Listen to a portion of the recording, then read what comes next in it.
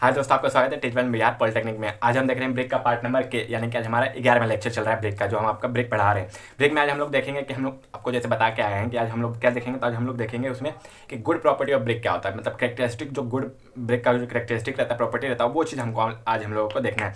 उससे पहले कैसे हैं आप लोग? सब कुछ ठीक, मतलब सबको ठीक ही होंगे, उम्मीद करते हैं।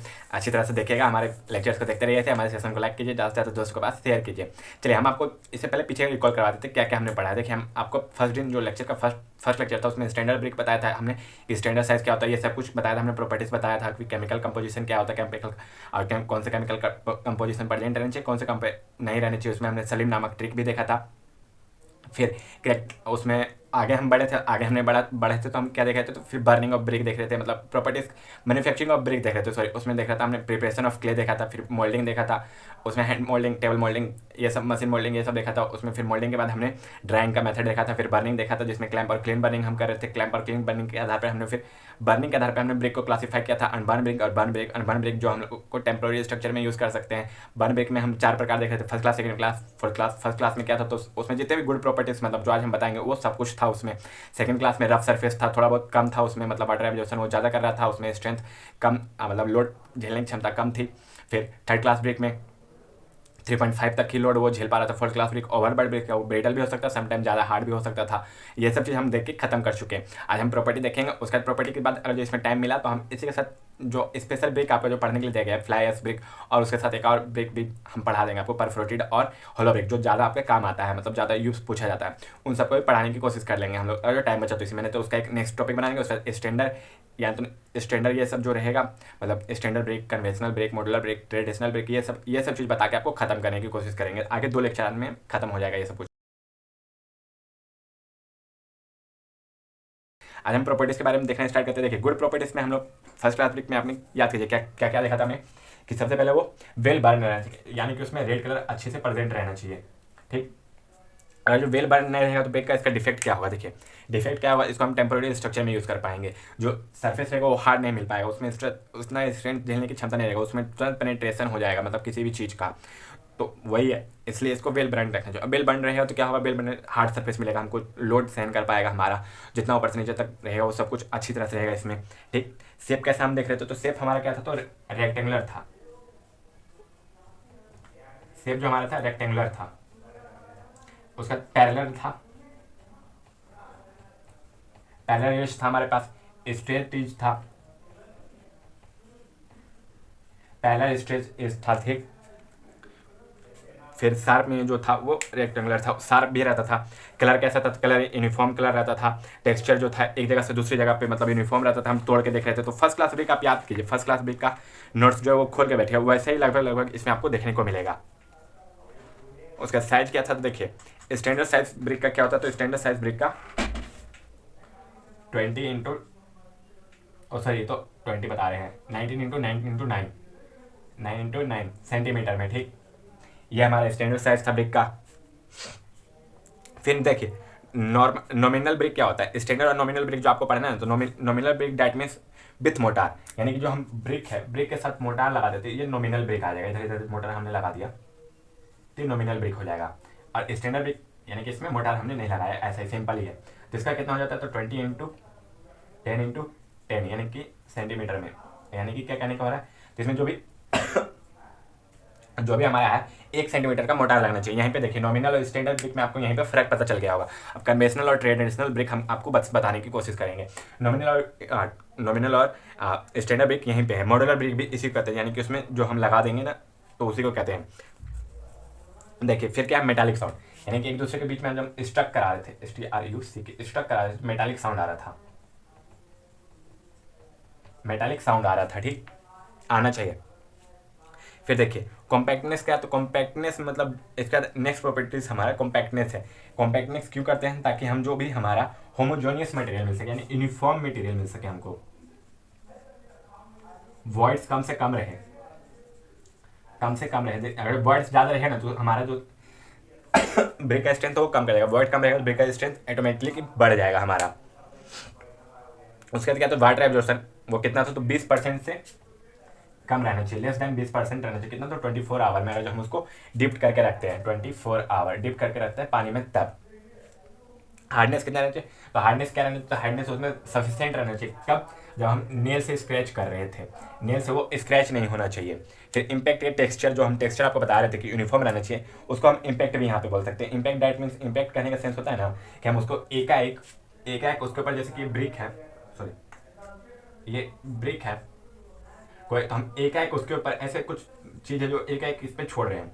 एकाएक छोड़ने पे ये सडन लोड को, मतलब एक अचानक से, जैसे कोई होता नहीं है कि आप कहीं सोच रहे हैं, अचानक से आकर आपको दोस्त ऐसे धक्का देता है, कुछ कर देता है, तो उसको बोलते हैं सडन या इम्पैक्ट, एकाएक। तो वैसे लोड को जो हम करेंगे ना, तो वो अच्छा से झेल लेना चाहिए। ये नहीं कि वैसे करने से तुरंत टूट जाए। देखिए, क्रशिंग और कंप्रेसिव स्ट्रेंथ कितना रहना चाहिए, तो क्रशिंग और कंप्रेसिव स्ट्रेंथ जो रहता है ब्रेक का,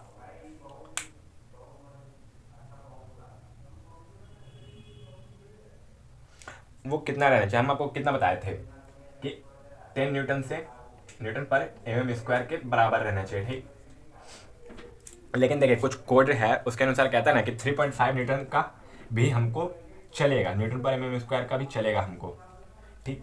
लेकिन उसके बाद एक ग्रुप ए, उसमें ग्रुप ए में बांटा जाता है। ग्रुप ए में 7 से 14 तक रहना चाहिए हमारा, फिर ग्रुप ए में 14 तक रहना चाहिए हमारा, 14 रहना चाहिए, ग्रेटर दैन। फिर उसका वेट क्या, तो वेट जो भी रहता है ना ब्रेक का, वो 3.5 kg के आसपास रहता है। 3.5 kg के आसपास ब्रेक का वेट रहता है। एक स्टैंडर्ड ब्रेक का वेट पूछे आपसे तो 3.5 kg है। और एक स्टैंडर्ड ब्रेक है ना, तो उसका ये भी प्रॉपर्टी रहता है ना कि वो 1 मीटर क्यूब में 500 ब्रेक यूज करवा सके। दैट मीन्स 1 मीटर हम इधर लेके चले, 1 मीटर इधर लेके चले, तो इतना दूर जो भी एरिया हमारा बनेगा ना स्क्वायर, इसमें हम कितना नंबर ऑफ ब्रिक, तो 500 नंबर ऑफ ब्रिक्स का वर्क कर सके हम लोग यहाँ पे, ठीक। एक दीवार हम ऐसे उठा रहे, 1 मीटर इधर, 1 मीटर इधर, तो 500 ब्रेक इतना में हमको उपयोग हो जाना चाहिए। यही इसका एक और प्रॉपर्टी है। एक इसका ये प्रॉपर्टी हो गया। 12 प्रॉपर्टी, लगभग 11 से 12 प्रॉपर्टी हम आपको लिखा रहे हैं। इतना लिख दीजिएगा तो एग्जाम में सफिशिएंट नंबर आपको मिल जाएगा। चलिए लिखना स्टार्ट हम करेंगे इसके बाद। होप्स आपको सब कुछ समझ में आ गया। देखिए, आपको एकदम आराम से समझाने की कोशिश कर रहे हैं। आपको टाइम कम है, फिर भी हम आपको जल्दीबाजी ले जाने की कोशिश नहीं कर रहे हैं, आराम से समझाने की कोशिश करें तो आपको अच्छा से अच्छा समझ में आ सके। लिखिए, they are following properties of good break.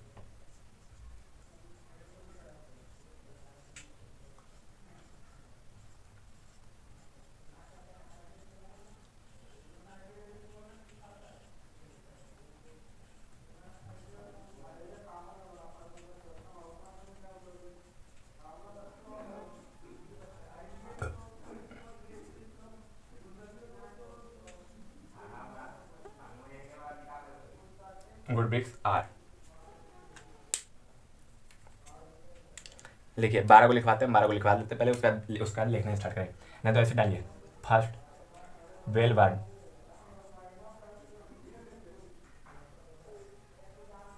अच्छे से जला हुआ रहना चाहिए, well burnt. The brick should be well burnt and free from cracks.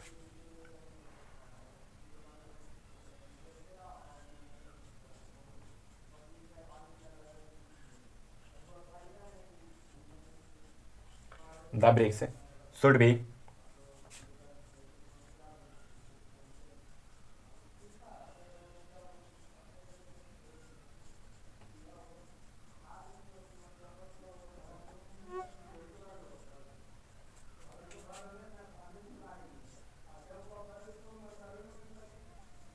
अच्छा से जला हुआ रहना चाहिए और क्रैक से फ्री रहना चाहिए, ठीक। सेप, सेकेंड प्रॉपर्टी क्या है, सेप।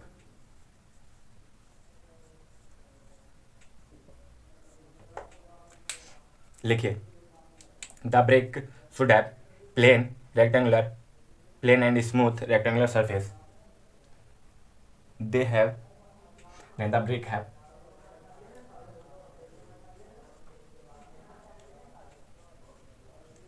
should have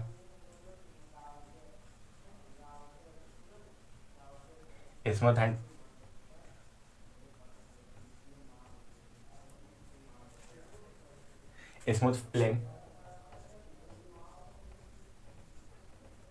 smooth plane rectangular surface with parallel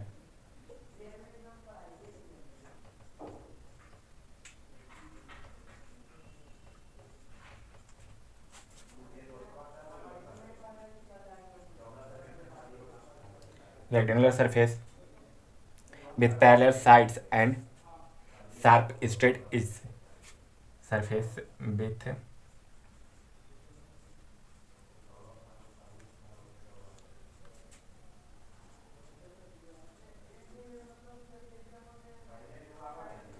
sides and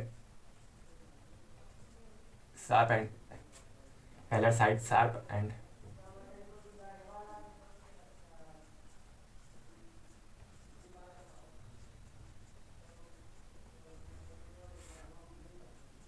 strigst straight is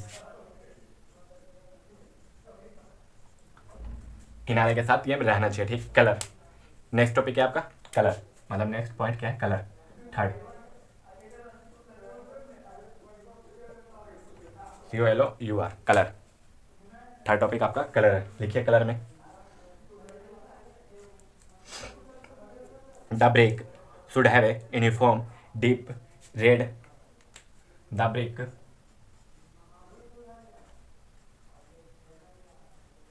should have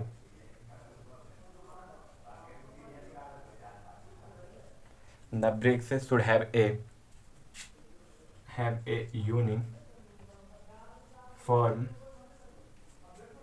uniform deep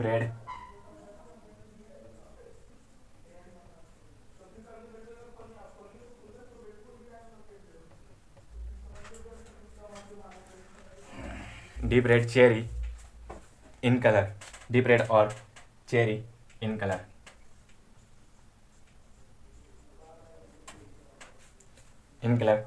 as a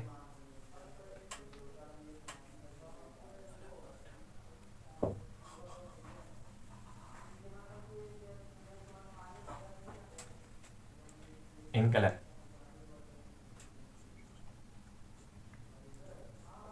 it is, मतलब ये डिप एंड चेरी कलर जो क्या दर्शाता है वो चीज लिखिए। इट इज इंडिकेट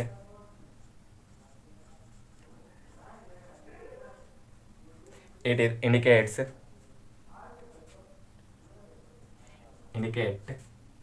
uniformity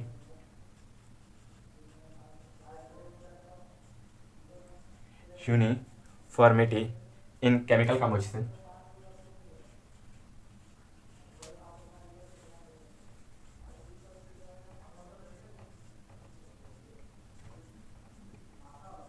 मतलब जो भी हमारा केमिकल कंपोजिशन है, जैसे कि वो कौन सा जो एल्यूमिनियम और सिलिका का जो आपस में फ्यूज करता था लैम्प के परिस्थिति में, वो अच्छी तरह से हुआ है, वो इंडिकेट करता है।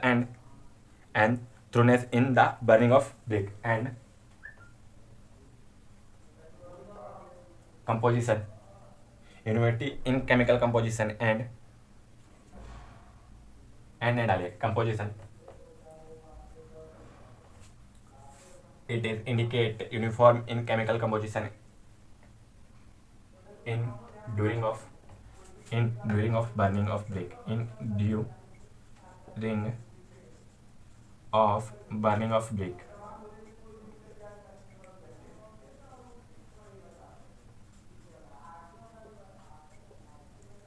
मतलब बर्निंग ऑफ ब्रिक के दौरान जो हमारा ब्रिक है वो अच्छी तरह से जल गया है, ये इसका इंडिकेशन करता है। कौन? तो कलर। उसका देखिए साइज है हमारे पास साइज किस किस प्रकार से रहना चाहिए, मतलब वो बताने की कोशिश कर रहे हैं।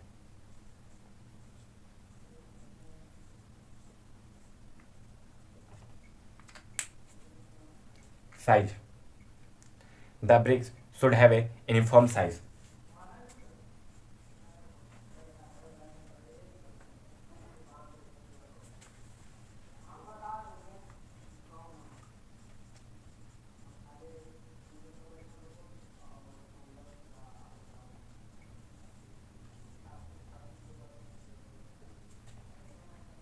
साइज देखिए,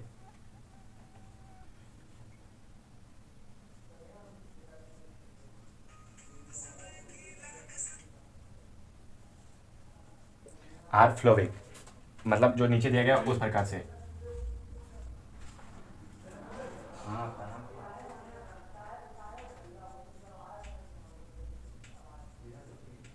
स्टैंडर्ड ब्रिक्स में क्या क्या हो जाए, स्टैंडर्ड ब्रिक्स किस प्रकार रहेगा?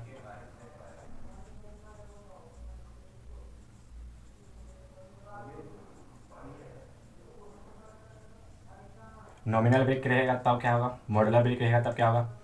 मॉडुलर ब्रेक भी देखिए आपको यहाँ पे बता सकते हैं, मॉडुलर नहीं ट्रेडिशनल डाल लीजिए, ठीक। मॉडुलर ब्रेक भी यही होता है, सेम चीज़ हो जाता है वो।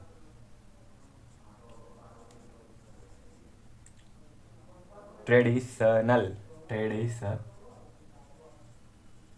ब्रिक्स।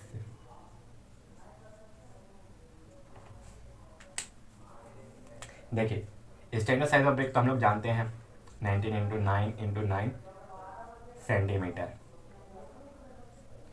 अभी मॉडलर भी हमने आपको, ये नॉमिनल भी हमने आपको बताया कितना, तो 20 × 10 × 10 सेंटीमीटर, इतना हमारे पास रहना चाहिए, ठीक। इतना हमारे पास रहना चाहिए। अब देखिए ट्रेडिशनल ब्रिक है ना, वो अब प्लेस टू प्लेस वेरी कर सकता है, यानी कि कहीं पे ट्रेडिशनल ब्रिक किसी प्रकार बन सकता है, कहीं पे भी किसी प्रकार का, मतलब उसका प्लेस टू प्लेस वेरी करता है, बस इतना ही जानिए। तो कितना हो सकता है, अरे यार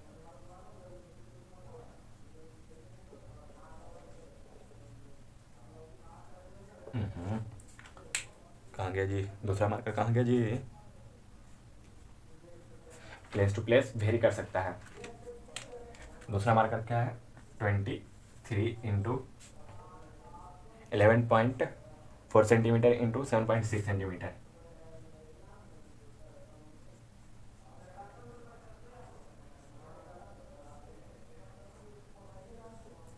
ये प्लेस टू प्लेस वेरी कर सकता है, इसमें मतलब हम लोग ये नहीं कह सकते कि हाँ इतना ही हमको चाहिए, ठीक। प्लेस टू प्लेस ये वेरी करता रहता है according to their size shape, ये सब मतलब प्लेस टू प्लेस वेरी कर सकता है। इसमें ये संभव नहीं है हमको बताना कि यहाँ पे इतना ही मॉडुलर, इतना मतलब इतना ट्रेडिशनल रहता है। ट्रेडिशनल यानी पारंपरिक जो चलते आ रहा है, क्या पता किस समय से चलते आ रहा है, तो इसलिए इसका तेज लंबाई हो सकता है। आपने देखा ही होगा पहले ब्रेक कैसे रहता था, तो ऐसे चपटा हुआ रहता था, उसका ज़्यादा लेंथ रहता था, तो वही कह रहा है उसी प्रकार से ही हो सकता है। देखिए इसमें क्या कहने क्या हम लोग चाह रहे हैं, प्रॉपर्टीज ऑफ ब्रिक मतलब गुड प्रॉपर्टीज ऑफ ब्रिक, जो हम फर्स्ट क्लास ब्रिक में हम देख रहे थे वो वही सब चीज़ होता है। वेल बर्न रहना चाहिए कि अच्छा से बर्न रहना चाहिए और फ्री फ्रॉम क्रैक्स रहना चाहिए, इसमें क्रैक भी नहीं रहना चाहिए। उसका क्या, तो साफ कैसे रहना चाहिए, स्मॉल और प्लेन रहना चाहिए, रेक्टेंगुलर रहना चाहिए शेप में। फिर सरफेस किस रहना चाहिए, तो पैरेलल रहना चाहिए, साथ रहना चाहिए, स्ट्रेट एज रहना चाहिए इसके पास। फिर the brick should have uniform deep red cherry in colour रहना चाहिए, जो इंडिकेट क्या करते हैं, uniform chemical composition in burning के दौरान जो केमिकल कंपोजिशन है वो अच्छी तरह से इसमें यूनिफॉर्मली मिक्स हो चुका है। फिर साइज जो रहता है वो यूनिफॉर्म रहना चाहिए, आर फ्लो किस प्रकार, तो स्टैंडर्ड रहेगा तो 19 × 9 × 9। और उसी प्रकार नॉमिनल दैट मीन्स जो ब्रेक है उसके अगल बगल हम लोग मोटार का यूज कर चुके हैं, कितना, तो 1 सेंटीमीटर का यूज करना होता है, 20 10 10 हो जाता है।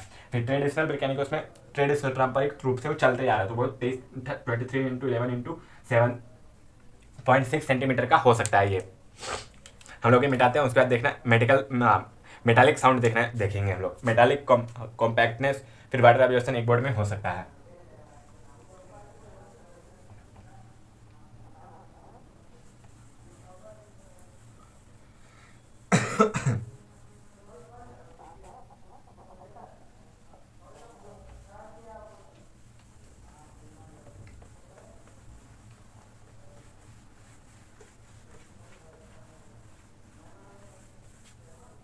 चलिए हेडिंग डालिए,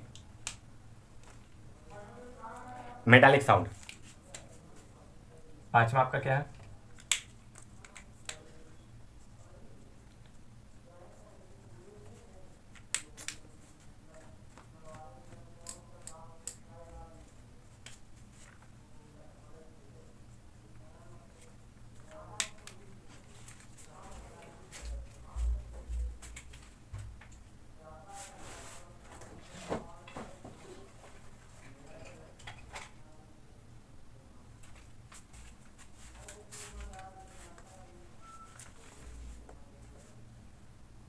चलिए हेडिंग डालिए पांचवा।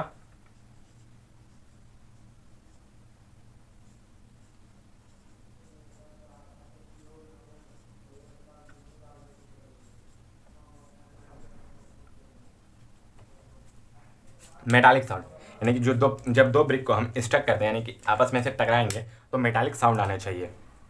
The brick should be produce clear metallic sound, the brick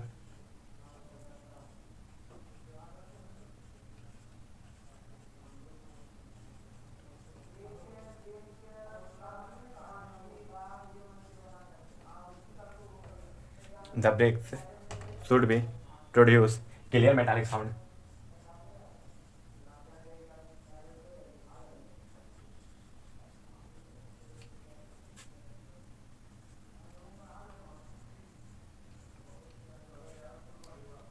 clear metallic sound with clear metallic sound when stuck with each other.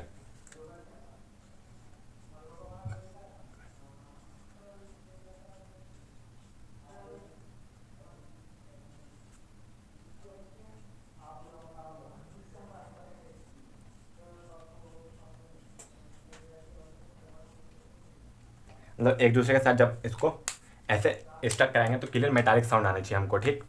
Compactness, छठा लिखिए,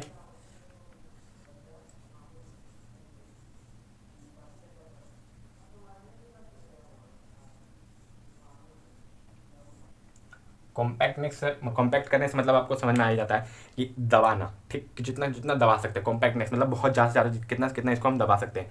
when the brick are broken it should be homogeneous, compact and free cracks and defect such as hole and lump.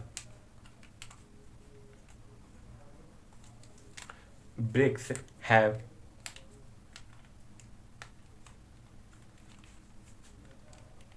ठीक है, the bricks should be have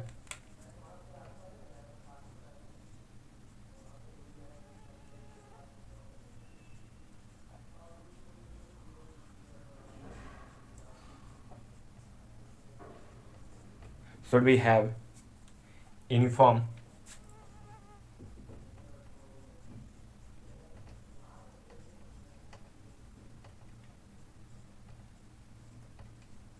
uniform compactness, uniform compact uniform compactness मतलब वो uniform compactness उसके पास रहना चाहिए, ठीक। It should be homogeneous and free from cracks and any defect such as hole and lumps. इसी में लिख लीजिए, कॉम्पैक्ट अच्छा से होगा तो ये सब चीज़ उसमें नहीं होगा। मतलब पहले तो देखिए यूनिफॉर्म होना चाहिए उसमें, ठीक, लेकिन सच एज हॉल ये सब डिफेक्ट से वो फ्री रहना चाहिए, परंतु फिर भी इट शुड हैव या it should be homogeneous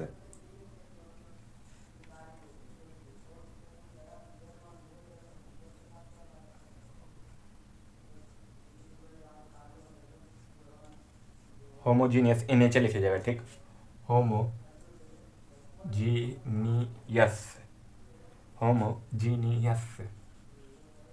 in nature मतलब एक ही मटेरियल का बना हुआ रहना चाहिए एक जगह से दूसरी जगह तक, ठीक, पूरा पूरी। It should free from it should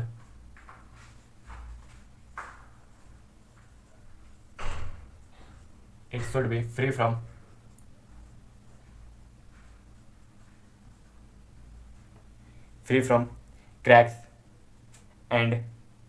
cracks and any defects such as from cracks, रुकिए मार कर देखिए लिख लीजिए, अगला लाइन वाइज लिख लीजिए, लिखना चाहते हैं तो लिखवाएंगे तो है ही, हम पहले मार्कर में इंक डाल लेते हैं।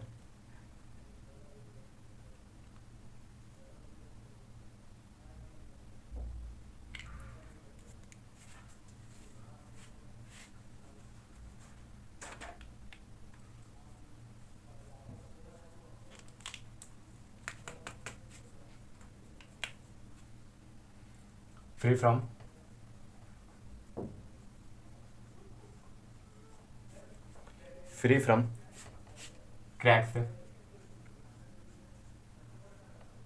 ठीक, and any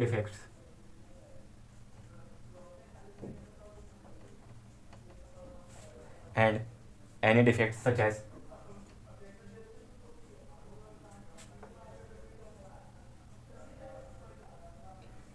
such as holes and lumps।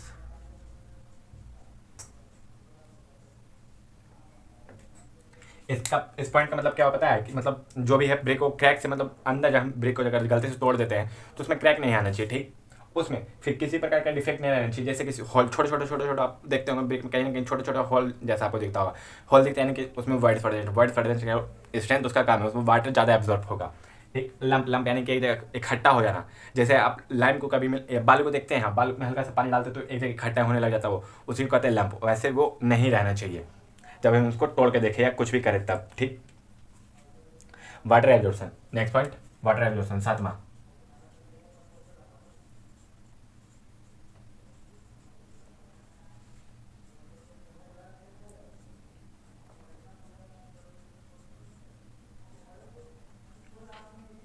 Water, ABSORPATION, absorption.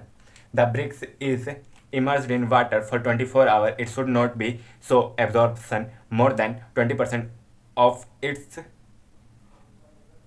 dry unit weight for first class brick, 22% for second class brick, and 25% for third class brick.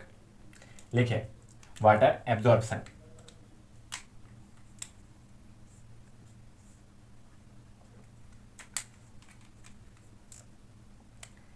When the brick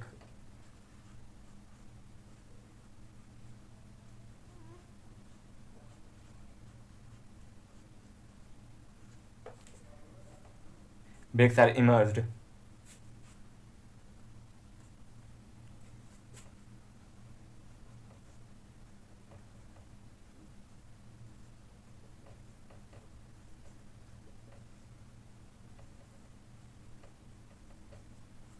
for 24 hours,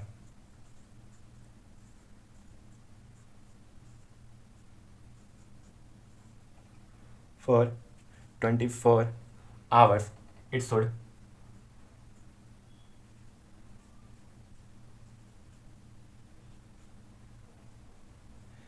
not show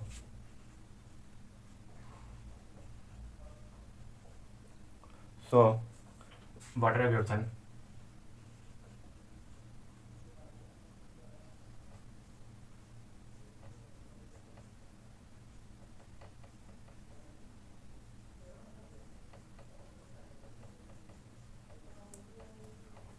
more than it should water absorption more than 20% for first class brick,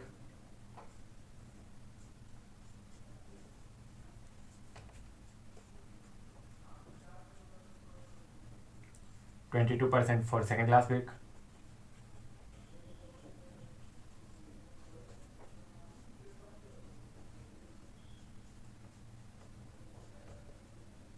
and 25%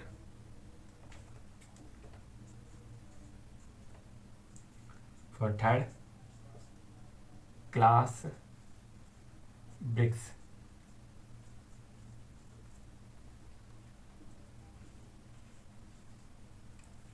Third class brick by its dry unit weight.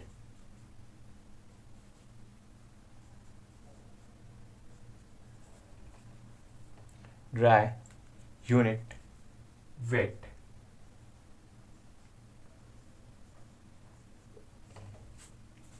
Dry unit weight, यानी जो भी इसका dry unit weight रहेगा ना, मतलब कि पानी में डुबाने से पहले हम उसका वेट कर लेंगे, तो उसका पानी में डुबाएंगे 24 घंटे के लिए, तो उसका जो फर्स्ट क्लास वेट रहेगा वो 22% से ज़्यादा हमको, मतलब 20% से ज़्यादा एब्जॉर्ब नहीं करना चाहिए पानी। सेकंड क्लास 22%, थर्ड क्लास कितना 25% तक ही एब्जॉर्ब करना चाहिए जो वेट जो हम पहले निकाले उसकी तुलना में। डैट मीन्स हम ऐसे लिख सकते हैं W2, यानी कि वाटर से निकालने के बाद जो हम मेजरमेंट कर रहे हैं, मेजर वेट करेंगे उसको, फिर W1 बटे W1 इंटू 100। यहाँ पे देखिए W2 क्या हुआ, तो वाटर से निकालने के बाद ब्रिक का, फिर यहाँ पे ड्राई ब्रिक का, तो इन दोनों से आपस में घटेगा तो जितना पानी एब्जॉर्ब करेगा वो आ जाएगा, फिर बटे में W1। मान के चलिए हम लेके आए हैं यहाँ पे 25 ग्राम आया, ठीक, 25 ग्राम मतलब वाटर एब्जॉर्ब किया, एक्स्ट्रा आ गया। उसके बाद 25 नहीं, यहाँ पे 250 लिख लीजिए, 250 W1, यानी एक ब्रिक का स्टैंडर्ड कितना हम लोग जानते हैं, हमने तोला तो कितना हो गया था, 3000 मान के चलिए, लगभग आ गया था, ठीक, 3000 ग्राम आया था। इसको काटिए, इसको काटिए, फिर देखिए 25 एकम 25, और उसके बाद एक बार में एक बार में, उसके बाद 5 बजेगा तो 5 उधर जाएगा तो 2 बार में 12 इंटू 100 1/12 मतलब करके देखिएगा कैलकुलेटर से तो आ जाएगा लगभग इसका मतलब 1 पॉइंट के आसपास जाएगा। तो वही कहना चाह रहे कि 1 पॉइंट के आसपास जाएगा तो यानी कि समझ सकते हैं, या ऐसे ही करके देखिए, रुकिए सॉरी थोड़ा सा गलती भी हो गया था। 150 GM 3000 GM इंटू 100, इससे ये खत्म, इससे ये खत्म, इससे ये खत्म, 3/25 ठीक। तो 3 एकम 3 25 का तो करके चलिए 18 24 8 या 24 पॉइंट कुछ आ जाएगा, 24.4 या समथिंग के परसेंटेज के आसपास आ जाएगा, 8.4% के आसपास आ जाएगा, समझ रहे हैं। यानी कि ये सफिशियंट है, उतना ज़्यादा नहीं कर रहे थे। यानी फर्स्ट क्लास ब्रेक है, second class brick, second class third class मिल रहा है तो फर्स्ट क्लास ऑब्वियसली होगा, उन दोनों से कम है, तो इस प्रकार हम लोग निकाल सकते हैं। आप इसको नोट डाउन कीजिए। इसके बाद हार्डनेस देख लेंगे।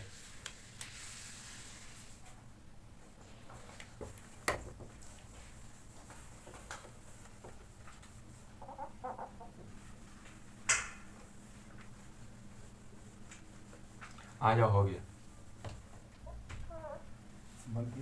हो गया, आप ऐड कर देंगे, एडिट कर देंगे।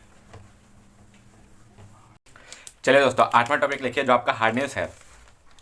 8वां क्या है? तो हार्डनेस है, लिखिए।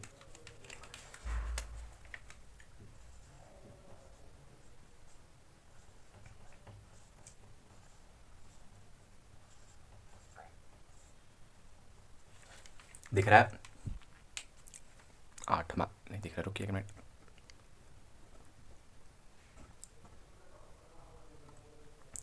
हार्डनेस देखिए, हार्डनेस जैसे कि हमने आपको बताया कि नेल से स्क्रैच करेंगे तो उसमें स्क्रैचिंग नहीं आना चाहिए, ठीक। ब्रेक में लिखिए हार्डनेस में, the brick should be have sufficient, the brick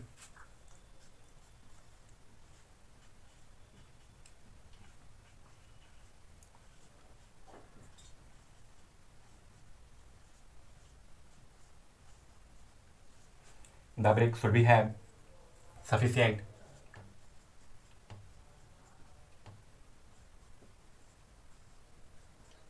the brick have should be sufficient hardness, sorry,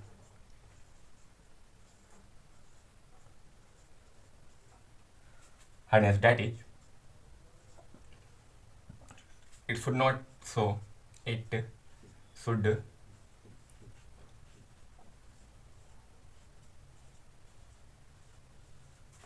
should not show any impression, impression मतलब क्या हो गया? तो मार्क या निशान, ठीक। एनी इम्प्रेशन,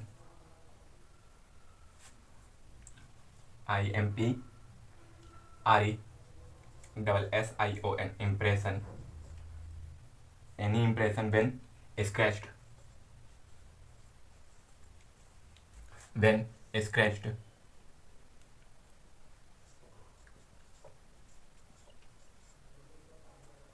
with finger,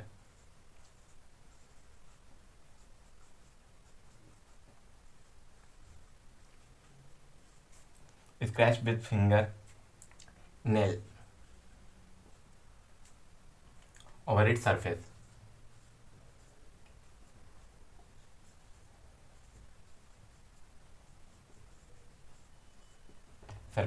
नोमा लिखिए। नोमा क्या है? तो इम्पैक्ट। देखिए इसमें वही नहीं बोल रहा है कि जब हम इंप्रेशन कोई भी नहीं आना चाहिए ब्रिक के सरफेस पे, कब? जब हम नेल से स्क्रैच करते हैं इस प्रकार, तब, ठीक। यही होता है हार्डनेस आपका, सफिशिएंट हार्डनेस रहना चाहिए उतना। नोमा क्या कह रहे हैं? इम्पैक्ट के टेक्सचर, impact के texture, the brick should not break into pieces into drop from 1 meter height, impact के texture।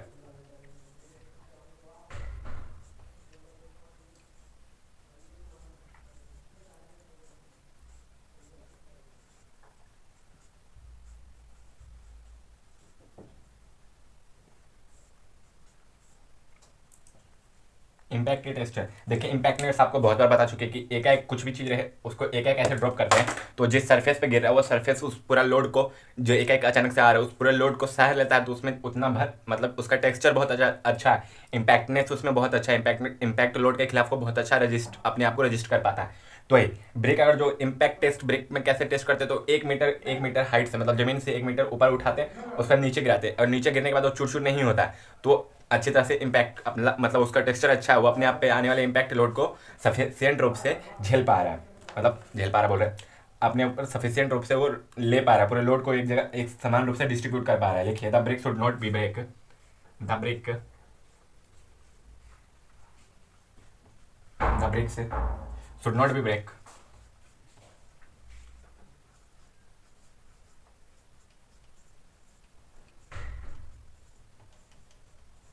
should not be break into pieces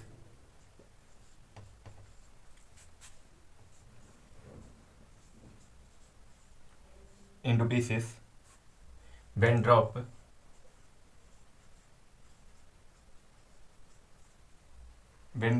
from 1 meter height.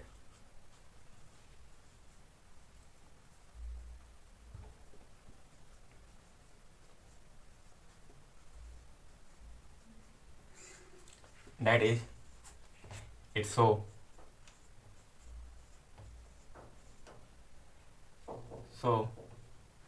uniform texture,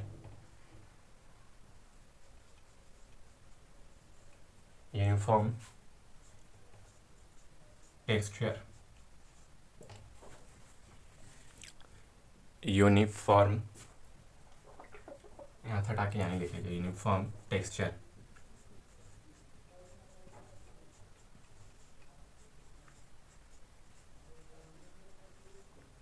uniform texture यानी कि वो क्या show करता है, तो uniform texture show करता है, यानी एक जगह से दूसरी जगह उसका समान रूप से बनावट है, वो शो कर रहा है आपको, ठीक। उसके बाद लिखिए क्रशिंग स्ट्रेंथ या कंप्रेसिव स्ट्रेंथ, लिखिए क्रशिंग स्ट्रेंथ या compressive strength 10th।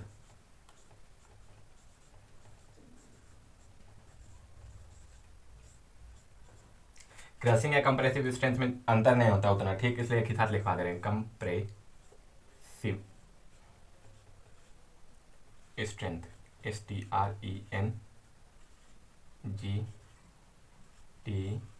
Strength, crushing या compressive strength.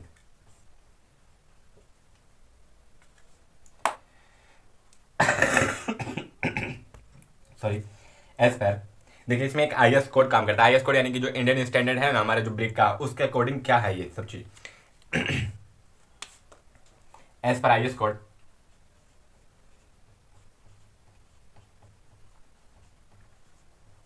As per IS code,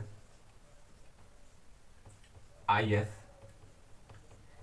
1077-1970, 1970 में दिया था, उसके अकॉर्डिंग है, ठीक। 1970, the minimum crushing strength,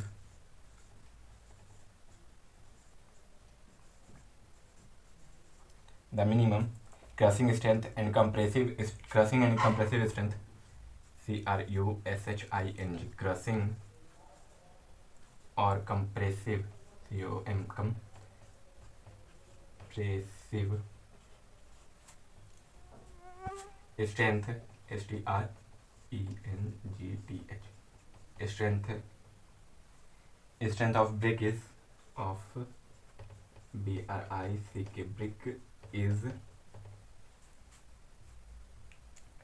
brick is 3.5 newton per mm²। अब बोलेगा कि फर्स्ट क्लास ब्रिक का तो हमने कुछ और लिखवाया था, फर्स्ट क्लास ब्रिक का कुछ और लिखवाया था भले ही, लेकिन यहाँ पे कोड के अकॉर्डिंग कितना रहना चाहिए, तो 3.5 न्यूटन पर mm² रहना अनिवार्य है। उसके बाद क्या कहते हैं, तो group A, for group A यानी कि फर्स्ट क्लास ब्रिक जो हो जाता है हमारा, उसके लिए लिखिए ए। जब हम उसको प्रैक्टिस में लेंगे, अपने मतलब यूज में लेंगे, तब कितना रहना चाहिए, 7 से 14 न्यूटन पर mm² तक रहना चाहिए फर्स्ट क्लास ब्रेक के लिए। ग्रुप ए यानी कि group GROUP, group A greater than 14, मतलब उससे ज़्यादा ही रहना चाहिए।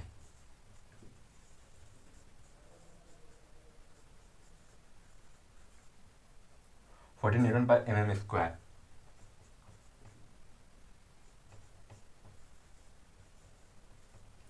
14 न्यूटन पर mm² रहना चाहिए, ठीक। स्क्रीनशॉट मारिए, एक बार हल्का सा समझ लीजिए, फिर स्क्रीनशॉट मार के इसको मिटा लीजिएगा, मतलब लिख लीजिएगा, सॉरी, हम मिटा के आगे बढ़ेंगे। देखिए क्या कहना चाह रहा है कि द ब्रिक हार्डनेस में क्या होता है, तो the brick should be sufficient hard, brick कैसा रहना चाहिए, शुड बी सफिशियंट हार्डनेस रहना चाहिए। इसमें कैसे, that is so any impression, that is not so any impression, मतलब कोई भी इंप्रेशन शो नहीं करना चाहिए। व्हेन स्क्रैच यानी कि खरोचते हम विथ फिंगर नेल से अगर जो खरोचते हैं किसी ब्रिक सरफेस पे, तो उसमें कोई इंप्रेशन नहीं आना चाहिए, तब वो सफिशियंट हार्ड है। और फिर टेक्सचर या इंटेक्टनेस क्या कहता है, तो ब्रेक नहीं होना चाहिए, यानी पीसीस में टूटना नहीं चाहिए जब हम उसको ड्रॉप करते हैं, यानी गिराते हैं 1 मीटर हाइट से। That is so uniform texture, यानी कि एक समान रूप से वो अपने आप में लोड वितरित कर पा रहा है। फिर कंप्रेसिव और क्रशिंग स्ट्रेंथ कोड के अनुसार चलता है 1077-1970 को प्रकाशित हुआ है। तो मिनिमम क्रशिंग कंप्रेसिव स्ट्रेंथ कितना है ब्रिक का, रहना चाहिए कम से कम 3.5 न्यूटन पर एमएम स्क्वायर रहना चाहिए, तभी हम उसको किसी प्रकार के स्ट्रक्चर में यूज कर सकते हैं। ग्रुप ए के लिए 7 से 14 और ग्रुप ए के लिए 14 से भी ज़्यादा रहना चाहिए, यानी first class brick second class brick इसमें भी ऐसे अकॉर्डिंग टू डिवाइड कर सकते हैं। ठीक, हम आते हैं, आप इसको उतार दीजिए, उसका लेके आते हैं हम आखिरी वेट जो बचा हुआ है उसका नॉमिनल ब्रेक भी इसी में पढ़ते हैं। ठीक,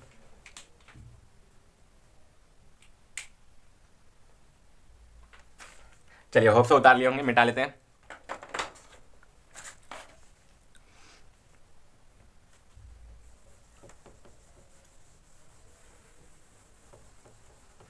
आखिरी आपका बचा हुआ वेट, वेट यानी ब्रेक का वेट कितना होना चाहिए। जैसे कि अभी हम समझा रहे थे तो आपको हमने आप बताया था कि ब्रेक का वेट मिनिमम कितना रहना चाहिए, तो 3.5 केजी तक रहना चाहिए, मतलब 350 किलो, और 350 बोल रहे सॉरी 3500 किलो का 500 ग्राम का रहना चाहिए हमारा एक ब्रेक का स्टैंडर्ड वेट होता है। ये स्टैंडर्ड यानी कि कोई भी कोड हमको सजेशन दिया है कि एक ब्रेक में कितना रहना चाहिए, तो 3.5 केजी का रहना चाहिए वो मिनिमम। ठीक, मतलब मैक्सिमम, सॉरी मिनिमम नहीं, मैक्सिमम इतना का रहना चाहिए, तभी हम उसको यूज में ले सकते हैं। ठीक, चलिए मिटाते हैं, लिखिए weight 11, weight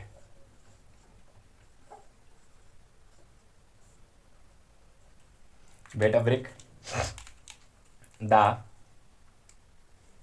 weight of single brick, the weight of single brick,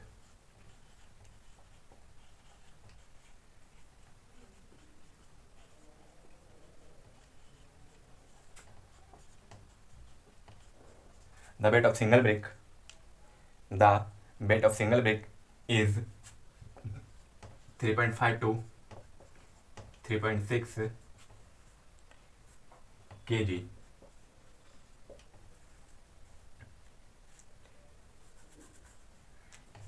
It is recommended by IS. It is recommended by Indian standard.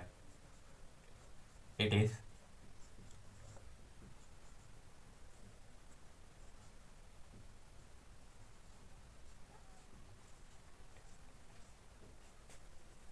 sorry. It is given. It is given by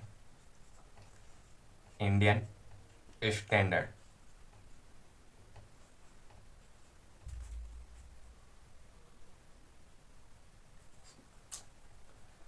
देखिए हम बार बार भूल जाते हैं, bureau of Indian standard, BEAUR, bureau of Indian standard, in standard.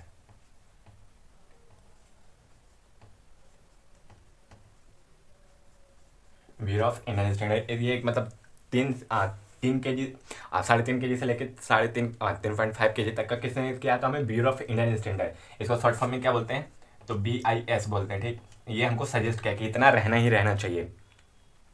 उसके बाद लिख लीजिए एक ब्रिक वर्क, लिखिए 12 में एक स्पेशल केस लिखिए, brick work in 1 metre cube. Masonry work लिखिएगा, वर्क मैसनरी वर्क। लिखिए for 1 metre cube work 500 is required for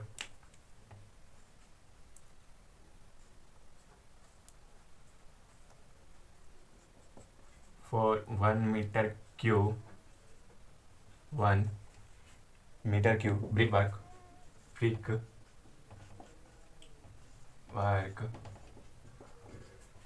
for 1 metre cube brick work 500 brick work 500 bricks are required।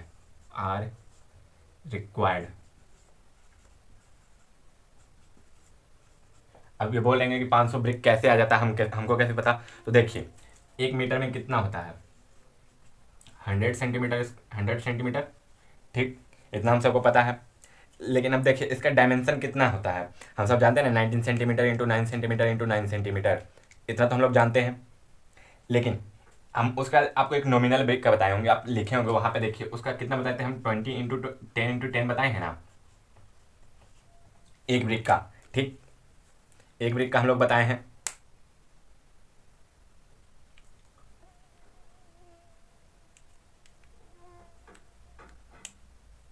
अब ये देखिए हमको निकालना क्या है, 1 मीटर क्यूब बराबर 100 सेंटीमीटर क्यूब, यानी कि 1 मीटर क्यूब में 100, एक देखिए ना ऐसे होगा ना जी, 1 इंटू 1 तब ना जाके ये 1 मीटर क्यूब होगा। तो यहाँ 100 इंटू 100 करेंगे ना तो 1 2 3 4 5 6 यानी 10⁻6 सेंटीमीटर क्यूब होगा, ठीक। तो ये हम लोगों को कितना आ गया, 1 मीटर क्यूब या 10⁻6 सेंटीमीटर क्यूब कहें, बात एक ही है, ठीक। 10⁻6 मीटर क्यूब इतना हम लोग कर लिए हैं, यहाँ पे 1 रहने देते हैं।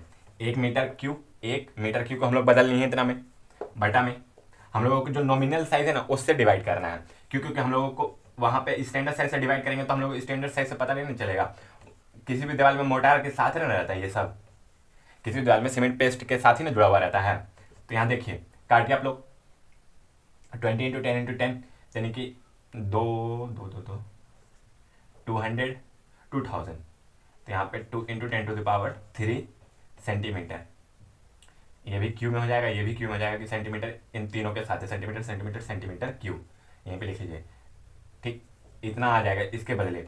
अब नेक्स्ट लाइन में लिखिए 10⁻6 सेंटीमीटर क्यूब बटा 2 इंटू 10⁻³ सेंटीमीटर क्यूब, इतना से सेंटीमीटर क्यूब समाप्त, 10⁻6 10⁻³ 10⁻6 खत्म। तो यहाँ पे देखिए 10⁻³ खाली बचेगा कि नहीं बचेगा, ये तो इक्वलाइज हो जाएगा ना, यहाँ पे 2 बचेगा। तो इसको काट के देखिए इक्वल टू कितना आ रहा है आपका 500 आ रहा होगा, आप देख लीजिए। तो हम क्या कर सकते हैं, यहाँ से निकल गया कि नहीं निकल गया, 1 मीटर क्यूब में हम सबका कितना, तो 500 ब्रिक रिक्वायर्ड होता है। ये बस समझाने के लिए आपको बताए हैं, 500 ब्रिक रिक्वायर्ड होता है।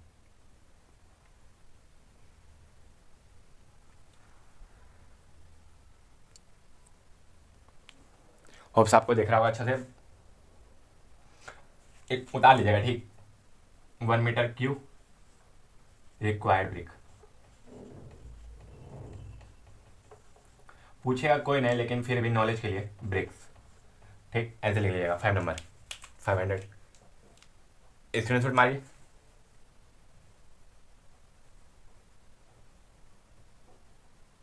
चलिए अब हो गया होगा, नॉमिनल बताते हैं आपको सीधे नॉमिनल ब्रेक होता क्या है। नॉमिनल ब्रेक आज लिखा देते हैं, फिर उसका कल आपको क्या बताएंगे, कल आपको जो बताना है, मतलब इसमें बचा हुआ है ये फ्लाई एश ब्रिक बचा हुआ है ना, स्पेशल टाइप ऑफ केस में फ्लाई एश ब्रिक, उसके साथ आपको स्टैंडर्ड तो वही हो जाता है, स्टैंडर्ड नॉमिनल आज बता देते हैं, मॉड्यूलर भी, ट्रेडिशनल कन्वेंशनल अगले लेक्चर में यानी कि पार्ट एल में बता देंगे आपको, ठीक। देखिए नॉमिनल ब्रिक या स्टैंडर्ड ब्रिक क्या होता है बताएं आपको, नॉमिनल और स्टैंडर्ड ब्रिक में बस माइनर से अंतर होता है। स्टैंडर्ड ब्रिक कहेगा ना आपको, स्टैंडर्ड ब्रिक एक्चुअल ब्रिक या मॉड्यूलर ब्रिक, तो दोनों तीनों एक ही चीज हो जाएगा, क्या, तो 19 इंटू 19 सेंटीमीटर 9 सेंटीमीटर, और जो इसका थिकनेस आएगा ना वो भी आपका 9 सेंटीमीटर।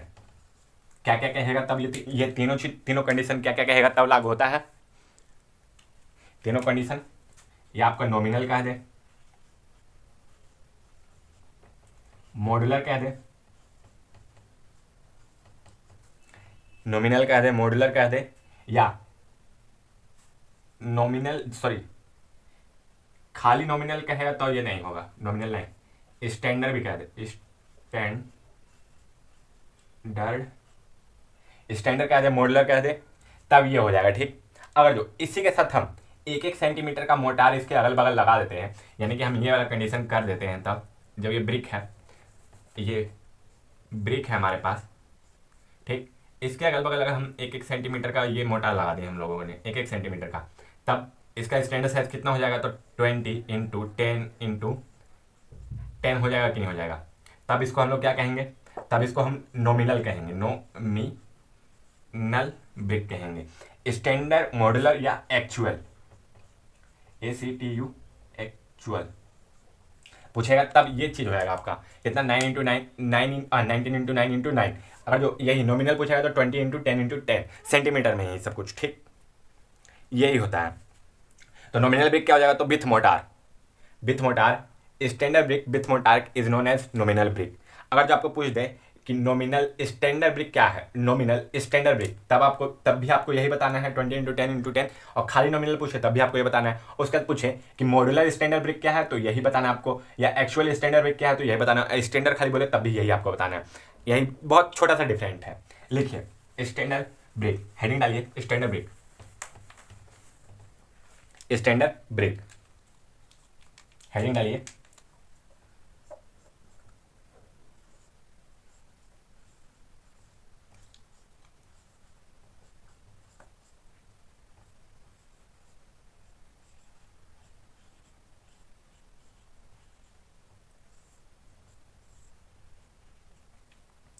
द ब्रिक, लिखिए the brick, the brick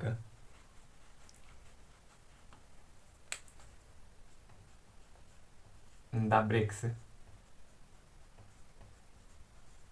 size suggested by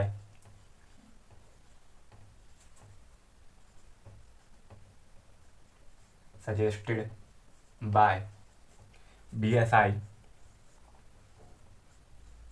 यानी कि bureau of Indian standard, BIS, bureau of Indian standard, BIS is known as standard brick. It is also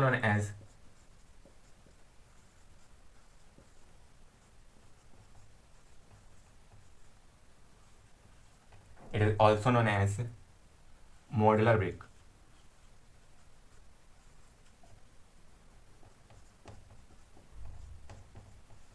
And actual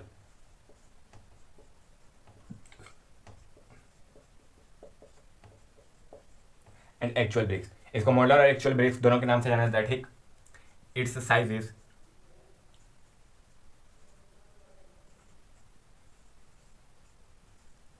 size is 19 centimeter into 9 centimeter into 9 centimeter.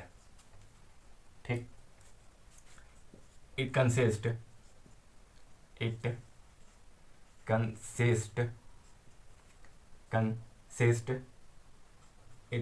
the standard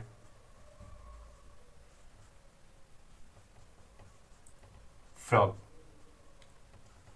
मेंढक वाला नहीं, जो आपको बता रहे थे की होल की तरह काम करता है वो frog, 10 centimetre into 4 centimetre into 1 या 2 सेंटीमीटर, 1 या 2 दोनों में से कोई भी हो सकता है।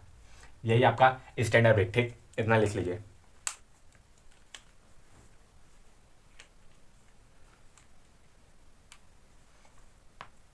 अगर जो आपको उसमें भी नॉमिनल मॉडुलर पूछे, नॉमिनल मॉडुलर, नॉमिनल शब्द आते ही आपको 20 × 10 × 10 टिक मार देना चुपचाप।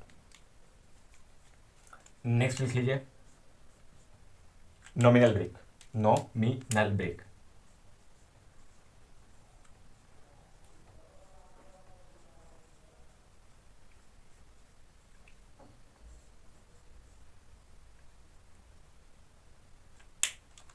इसमें एक पॉइंट और जोड़ लीजिएगा,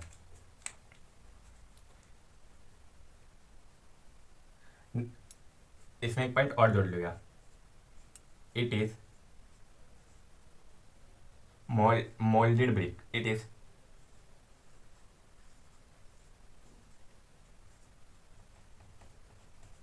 यानी कि मोल्ड करके जो डायरेक्ट निकाला गया है बर्निंग के बाद वही हो जाता है। लेकिन इसमें क्या तो मोल्डेड ब्रिक है प्लस में motor.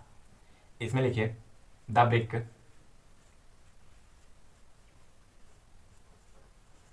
The bricks the bricks the bricks consist the bricks with mortar layer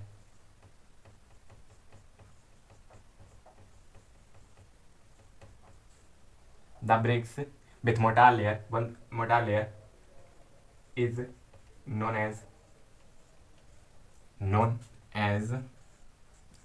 nominal brick।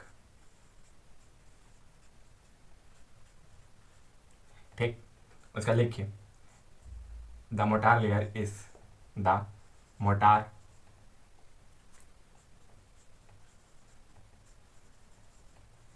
layer is about 1 centimetre. Mortar layer कितने का रहता है तो 1 सेंटीमीटर। तो the size of nominal brick is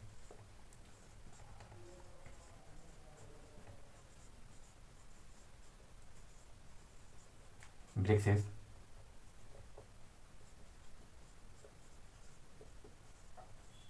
20 centimetre into 10 centimetre into 10 centimetre.